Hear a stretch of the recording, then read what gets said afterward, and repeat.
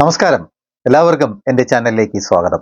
ഞാൻ പറയാൻ പോകുന്ന വിഷയം നമ്മുടെ പ്രിയപ്പെട്ട എഴുത്തുകാരൻ MTയെ കുറിച്ചാണ്. അദ്ദേഹം എഴുതി സംവിധാനം ചെയ്ത ഒരു ചിത്രം 1973 പുറത്തിറങ്ങി. അതിന് രാജ്യം നാഷണൽ അവാർഡ് കൊടുത്ത് ആ ചിത്രത്തെ പ്രോത്സാഹിപ്പിക്കുകയും ചെയ്തു.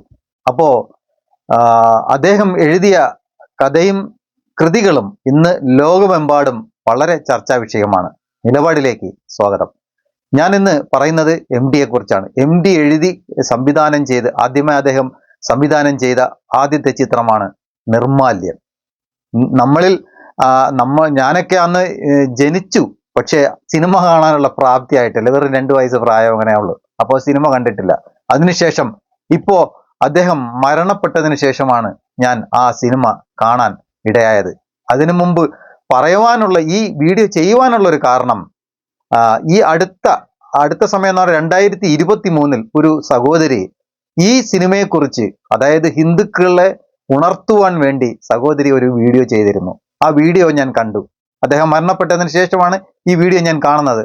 അപ്പോൾ അവരുടെ ആ വീഡിയോ കണ്ടപ്പോൾ ഈ സിനിമ കാണണം എന്നെനിക്ക് തോന്നി. അങ്ങനെ ഞാൻ സിനിമ കണ്ടു. അതിൽ സിനിമയിൽ പറഞ്ഞിരിക്കുന്നത് എന്താണ് തെറ്റ്, എവിടെയാണ് തെറ്റ്?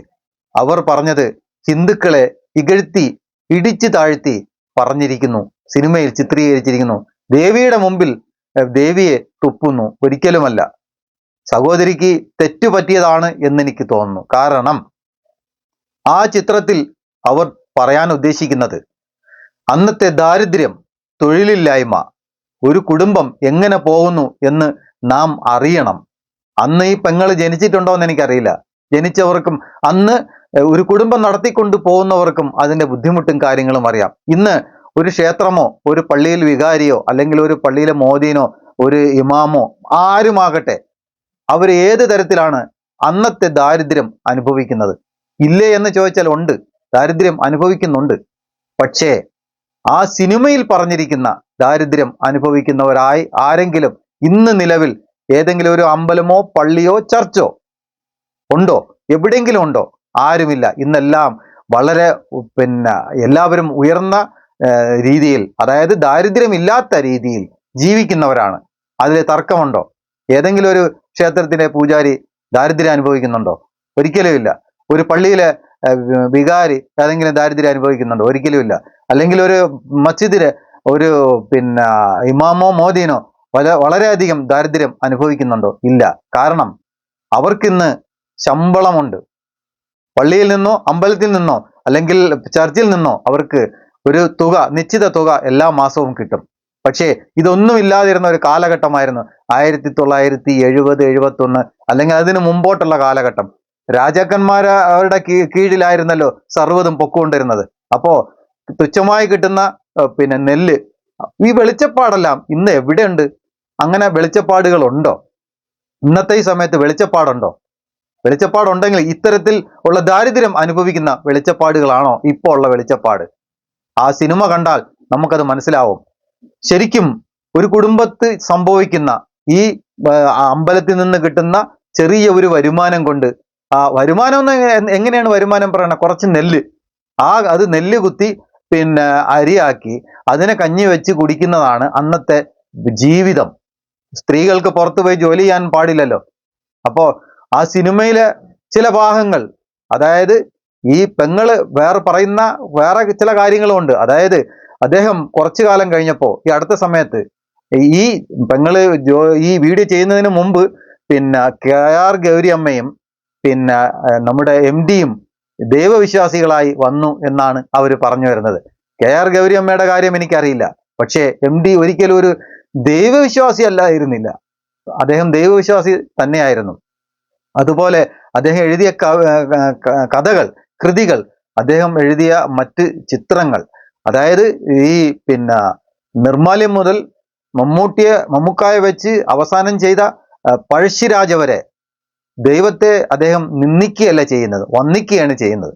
അത് മനസ്സിലാവാത്തത് കൊണ്ടാണ് ഈ അത്തരത്തിലുള്ള പദപ്രയോഗങ്ങൾ നടത്തുന്നത്. അദ്ദേഹം ഈ വയസ്സായ കാലത്ത് അതേ ദേവിയുടെ മുമ്പിൽ പോയി തൊഴുതുകൊണ്ട് നിൽക്കുന്ന അവസ്ഥയും ഈ പെങ്ങൾ പറയുന്നുണ്ട്. അതുകൊണ്ട് ഹിന്ദുക്കൾ ഉണരണം.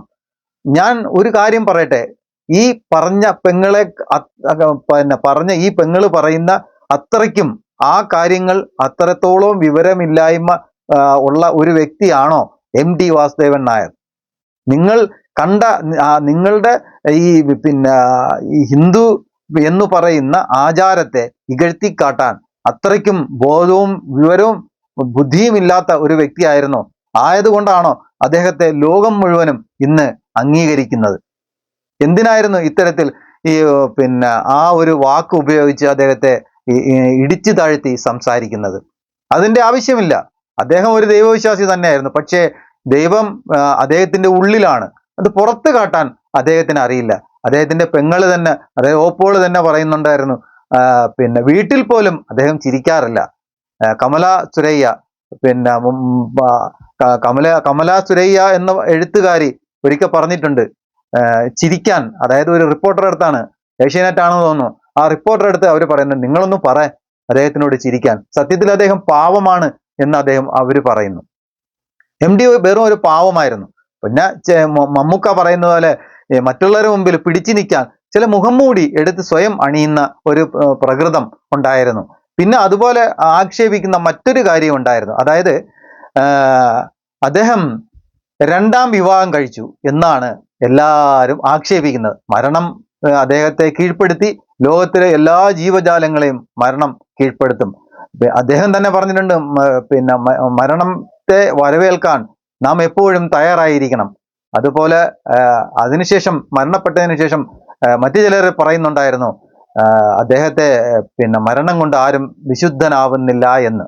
ഒരിക്കലുമില്ല.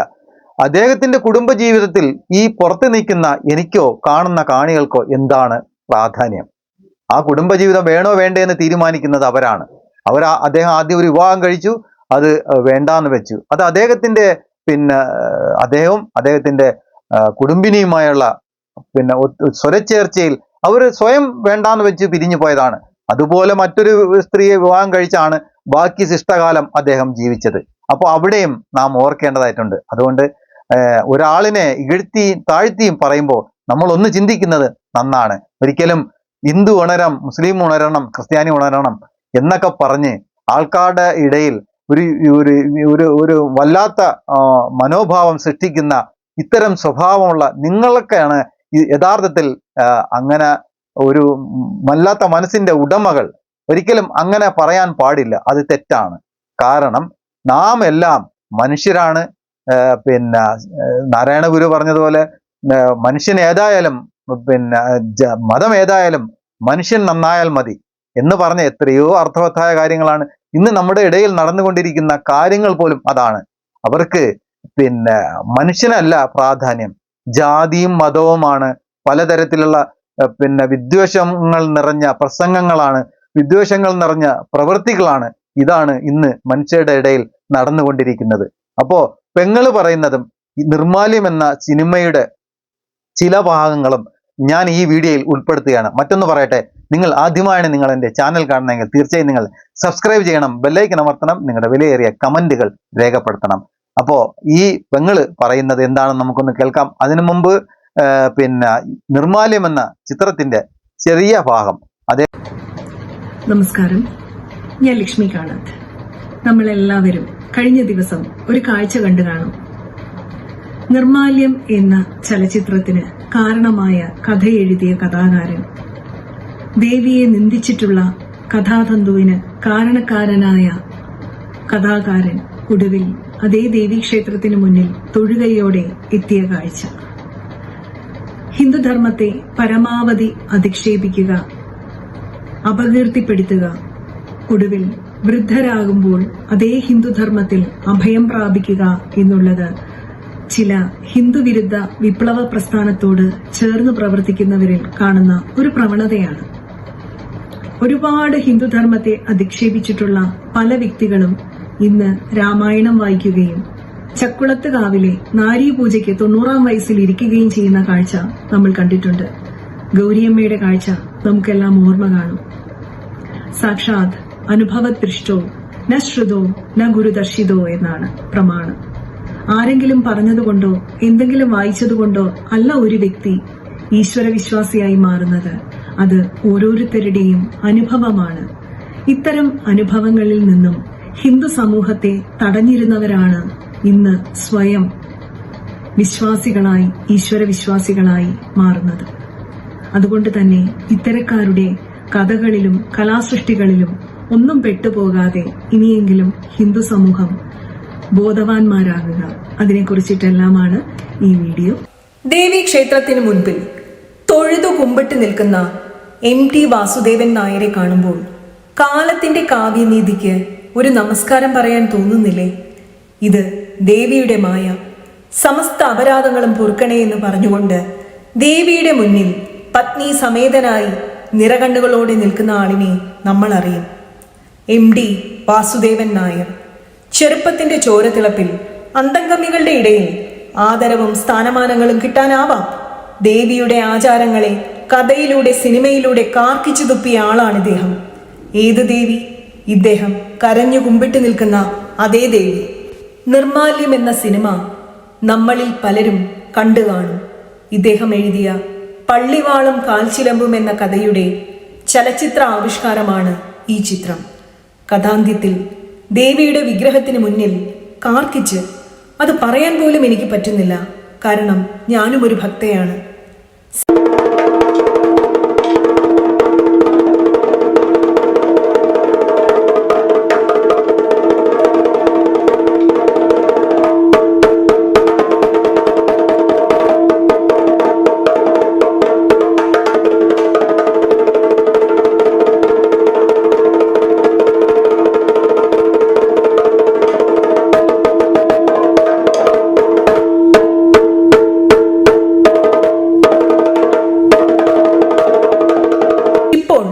ഈ 90-ാം വയസ്സിൽ ഈ കഥാകാരൻ എത്തിയത് ഏത് ഭഗവതിക്ക് മുന്നിലാണ്? ഏത് ഭഗവതി? ചെറുകുന്ന് ഭഗവതി. നിർമാല്യം സിനിമ ചിത്രീകരിച്ചത് എവിടെ വെച്ച്? ചെറുകുന്ന് ഭഗവതിയുടെ മുന്നിൽ വെച്ച്. വർഷങ്ങൾ കഴിഞ്ഞു ചിലർക്ക് തലയിൽ വെളിച്ചം വീഴാൻ. സത്യം തിരിച്ചറിയാൻ എന്നല്ല പറയേണ്ടത്. കർമ്മമണ്ഡലത്തിൽ ഇനി അന്തംഗമ്മികളുടെ സഹായം ആവശ്യമില്ലാത്ത വിശ്രമകാലത്ത് ഇനി എന്തിന് സ്വാർത്ഥലാഭങ്ങൾക്കായി ഹിന്ദുവിരുദ്ധതയെ ആശ്രയിക്കണമെന്ന് തോന്നിക്കാണുമായിരിക്കാം. കുടുംബത്തിലുള്ള മുതിർന്നവർ പറഞ്ഞു കേട്ടിട്ടുണ്ട്, നിർമാല്യം എന്ന സിനിമ കണ്ടിട്ടാണ് ലക്ഷക്കണക്കിന് ഹിന്ദുക്കൾ ചില വൈദേശിക മതപരിവർത്തന മാഫിയകളുടെ വലയിൽ വീണ് ഹിന്ദുധർമ്മത്തിൽ നിന്ന് അകന്ന് മറ്റുള്ളവരുടെ കൈപ്പിടിയിലായത് എന്ന്. 1973 ശേഷമാണ് മതപരിവർത്തനം ഏറ്റവും കൂടുതൽ കേരളത്തിൽ നടന്നത്. കാരണം ഇത്തരം ഐഡിയോളജി, മതപരിവർത്തന മാഫിയ ഈ സിനിമ ഹിന്ദുക്കളെ സൗജന്യമായി കാണിച്ച് മതപരിവർത്തനം നടത്തിയ കാര്യം കുടുംബത്തിലെ മുതിർന്ന ചിലർ പറഞ്ഞു കേട്ടത് ഇന്നും ഓർക്കുന്നുണ്ട്.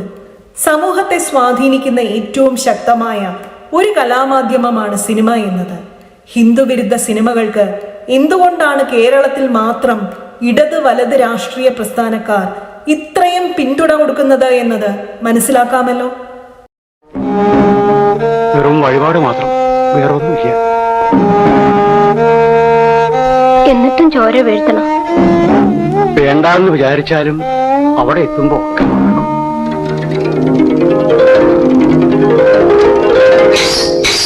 ആയിരം പറ പാട്ടം കെട്ടണ ഭൂമിയായിരുന്നു ഭാഗിക്കുമ്പോ ഒക്കെ അനുഭവിച്ചെന്നെ.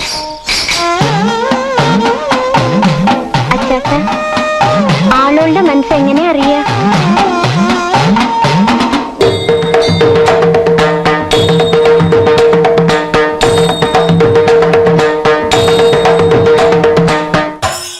ഭഗവതി എന്ന് വിചാരിച്ച് നടന്നോ? അമ്മ ഒരു വഴി അട്ടിട്ടുണ്ടാവും. ഭക്തിക്ക് മാത്രം ഇവിടെ ക്ഷാമമൊന്നുമില്ല.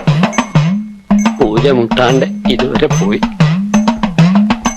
വെറ്റില വാങ്ങാൻ ഒരാളെ കിട്ടാത്ത ദിവസം ഉണ്ട്. ഹേ, ഒരാളിൽ നാട്ടുകാർക്ക് അമ്പലം വേണ്ടെങ്കിൽ പിന്നെ നമുക്കാ. അമ്പലം കൊണ്ട് എനിക്ക് എന്ത് ലാഭമുള്ളത്? 101 അതിൽ കൂടുതൽ വയ്യ.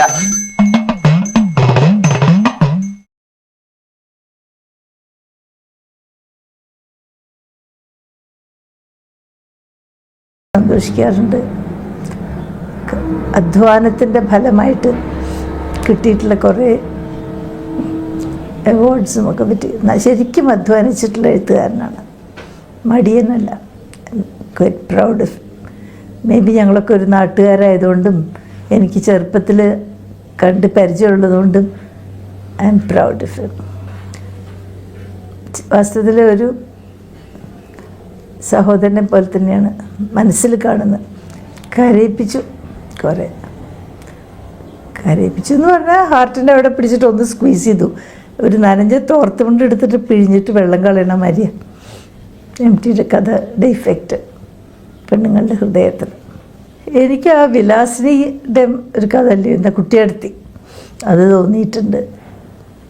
കുട്ടിയടുത്തിയല്ല, ഇവിടെ ഒരു മോളെടുത്ത് മുറിച്ചുകൊള്ളാതെ ഭയങ്കര ടച്ചിങ് ആയി തോന്നി. കമൻറ്റ് തന്നെ ചിരിക്കില്ല ആൾ. ഞാൻ ആദ്യം ചോദിച്ചു എംടിയുടെ പല്ല് മോശം അതുകൊണ്ടായിരിക്കും ചിരിക്കാത്തതെന്ന്, ഈ സിഗരറ്റ് വലിച്ചിട്ടേ. പിന്നെ പറഞ്ഞു കേട്ടോ അതാ വീട്ടിലും അങ്ങനെ ചിരിക്കില്ല, വീട്ടിലെങ്കിലും ഇരുന്ന് ചിരിക്കണ്ടേ. പാവാണ് ആള്, ശുദ്ധനാ. പക്ഷെ അതൊക്കെ അറിയോ, നമ്മൾ ചെറിയൊന്നും കാണുന്നില്ല, അപ്പോൾ പേടിക്കല്ലോ. മുഖഭാവം അങ്ങനെ വെച്ചുകൊണ്ട് നടക്കല്ലോ. ദാറ്റ്സ് ഓൾസോ ഒരു വേ ഓഫ് പ്രൊട്ടക്ഷനാണത്. ഒരു പരിചയ കൊണ്ടുവന്ന് നടക്കണ മാതിരിയാണ്. ആ മുഖം എംടിയുടെ മുഖമല്ല, എംടി അത് പരിചയമായിട്ട് ഉപയോഗിക്കുക. മനസ്സിലായില്ലേ, ആളെ പേടിപ്പിച്ചൊന്ന് ഒതുക്കാൻ, ക്രിറ്റിസിസം കിട്ടാതിരിക്കാൻ. അതാണ് എനിക്കറിയാം. ആ മുഖം എപ്പോഴെങ്കിലും ഒരിക്കൽ നിലത്ത് വെച്ച് നോർമലായിട്ട് എനിക്ക് കാണാൻ പോകണ്ട്. അറിയവാസിനോട് തോന്നിച്ചിരിക്കുക. എനിക്ക് തോന്നിയിട്ടുള്ളത് എം ടി വളരെ പ്രണയാതുരനായിട്ടുള്ളൊരു കഥാകാരനാണ്. അദ്ദേഹം എല്ലാ കഥകളും പ്രണയത്തിൻ്റെ ഇങ്ങനെ ഭയങ്കര സുഖകരമായിട്ടുള്ള നല്ല മധുരം ചാലിച്ചിട്ടാണ്. എല്ലാ കഥകളിലും പ്രണയമാണ് പ്രധാന വിഷയമായിരുന്നത്. ആ പ്രണയത്തിൻ്റെ മേഖല എം ടിയെ സംബന്ധിച്ചിടത്തോളം വളരെ ഹൃദ്യമായിരുന്നു. അപ്പോൾ ഈ ഫ്ലാഷ് ബാക്കിൻ്റെ ഒരു സങ്കേതം ഏറ്റവും ഗംഭീരമായിട്ട് ഉപയോഗിച്ചിട്ടുള്ള ഒരു ചിത്രം എനിക്ക് ഓർമ്മ വരുന്നത് അക്ഷരങ്ങൾ. ആദ്യമായാണ് നിങ്ങൾ എൻ്റെ ചാനൽ കാണുന്നതെങ്കിൽ തീർച്ചയായും നിങ്ങൾ സബ്സ്ക്രൈബ് ചെയ്യണം, ബെല്ലൈക്കൻ അമർത്തണം, നിങ്ങളുടെ വിലയേറിയ കമൻറ്റുകൾ രേഖപ്പെടുത്തണം മറക്കരുത്. ഇവരെല്ലാവരും പറയുന്നത് നിങ്ങൾ കേട്ടല്ലോ. യഥാർത്ഥത്തിൽ നാം ആരോടാണ് ഉണരേണ്ടത്, എന്തിനാണ് ഉണരേണ്ടത്? നമ്മൾ എല്ലാവരും മനുഷ്യരല്ലേ, അത് മാത്രം ചിന്തിച്ചാൽ പോരെ? ദൈവം എല്ലാവർക്കും ഉള്ളതല്ലേ? ആരുടെയെങ്കിലും സ്വന്തം എന്ന് ദൈവം എവിടെയെങ്കിലും പറഞ്ഞിട്ടുണ്ടോ? ആരെങ്കിലും പറഞ്ഞിട്ടുണ്ടോ ഞാൻ ഒരാളിൻ്റെ മാത്രം സ്വന്തമാണ് എന്ന് ഏതെങ്കിലും ദൈവം എവിടെയെങ്കിലും പറഞ്ഞിട്ടുണ്ടോ? ഇല്ല. മനുഷ്യർക്ക് വേണ്ടിയാണ് ദൈവം അവതരിച്ചത്. അപ്പോൾ അത് മനുഷ്യർക്കുള്ളതാണ്. ഞാനാണ് ആദ്യം കണ്ടത്, എൻ്റെതാണ് സ്വന്തം എന്ന് പറയാൻ നിങ്ങളുടെ ആരുടെയെങ്കിലും ഇടയിൽ ദൈവം ഇരിപ്പുണ്ടോ? നമ്മുടെ മനസ്സിലല്ലേ. ആർക്കും മനസ്സിൽ ദൈവത്തെ കുടിയിരുത്താം, അതിനാരെയും ആർക്കും തടയാൻ പറ്റില്ല. അപ്പോൾ മനുഷ്യന് ഉണ്ടെങ്കിൽ മാത്രമേ ദൈവമുള്ളൂ. അല്ലാതെ വെറും ദൈവം മാത്രം ഭൂമിയിൽ ഉണ്ടായിരുന്ന ലോകത്തുണ്ടായെന്ന് പറഞ്ഞിട്ട് എന്താണ് കാര്യം? മനുഷ്യന് വേണ്ടിയിട്ടല്ലേ എല്ലാം ദൈവം സൃഷ്ടിച്ചിരിക്കുന്നത്. ഈ ഭൂമി പോലും സൃഷ്ടിച്ചിരിക്കുന്നത് മനുഷ്യന് വേണ്ടിയല്ലേ. ഒരിക്കലും വിദ്വേഷങ്ങൾ നിറഞ്ഞ വാക്കുകളോ വിദ്വേഷങ്ങൾ നിറഞ്ഞ പ്രവൃത്തികളോ ചെയ്യാൻ പാടില്ല.